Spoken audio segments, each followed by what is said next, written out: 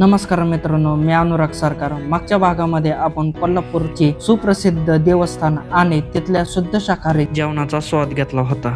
आजच्या भागामध्ये आपण राधानगरी धरणात ते थेट कोकणच्या लाल मातीपर्यंत प्रवास अनुभवणार आहे. चला व्हिडिओला सुरुवात करूया. राधानगरी डॅम कडे सकाळी जात असताना धुक्याने भरलेला रस्ता वेगळाच अनुभव देत होता. सकाळच्या गारठ्यामध्ये गरमागरम चहा, कॉफी आणि थोडासा नाश्ता करून आम्ही डॅम कडे निघालो. डॅमच्या परिसरात पोहोचल्यानंतर आम्ही पहिल्यांदा वीज निर्मिती प्रकल्प बघितले आणि वरच्या दिशेने निघालो. वरती डॅमची सुंदर नजारे पाहून खूप चांगलं वाटले.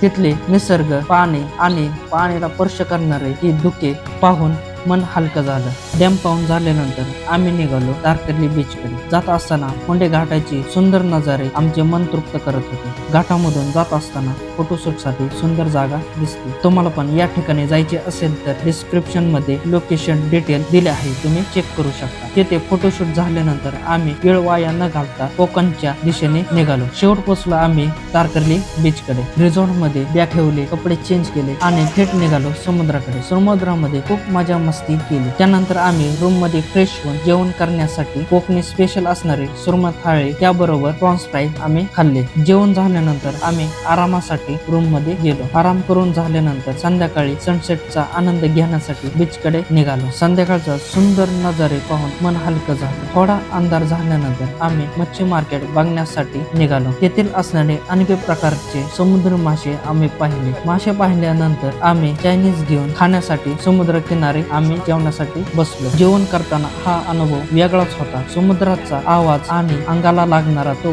गार हवा हा वेगळाच आनंद देत होता. जेवण झाल्यानंतर दिवसभराची सुंदर आठवणी घेऊन आम्ही झोपण्यासाठी रूम कडे निघालो. हा ट्रिपचा तिसरा दिवस. हा दिवस खूप खास होता कारण आज माझ्या दादा वहिनीचा लग्नाचा अॅनिव्हर्सरी होते. आम्ही ठरवले हे सेलिब्रेशन जमिनीवर नाही तर थेट समुद्रामध्ये करायचे. आम्ही एक एजंट पकडून आम्हाला त्याने समुद्राकडे न्यायला सुरुवात केली. समुद्रामध्ये गेल्यानंतर आम्ही अॅनिव्हर्सरी एक छोट्याशा कप केकने सेलिब्रेट केले. पण एक गोष्ट लक्षात ठेवा, आम्ही अजिबात समुद्रामध्ये कचरा केला नाही आणि तुम्ही पण कृपया करू नका. त्यानंतर आमची समुद्राची सफारी सुरू झाली. बोट चालवणारे काकाने आम्हाला एक पॉइंट दाखवायला सुरुवात केली. Dolphin point, golden rock, light house, mini Kerala आणि बरेच जागा बघितले. फिरत असताना निळे पाणी आणि तो मोकळा आकाश जसे स्वर्गात वाटत होते. दुपारचे जेवण करण्यासाठी मुरंबा रॉक आयलंड वर आले थांबले. तेथे बोट मध्ये बसून गरमागरम गावण चटणी, वडापाव आणि बाप्पाचा लाडका मोदक खाण्याची मजा आम्ही लुटली. जेवण झाल्यानंतर तेथे असणारे कायाकिंग म्हणजे बोटिंग ते आम्ही मजा लुटली. बोटिंग करत असताना आम्हाला असे वाटत होते जसे आम्ही अमेझॉनच्या जंगलात मध्ये आलो आहे. अशा प्रकारे शांतता, निसर्ग आणि समुद्र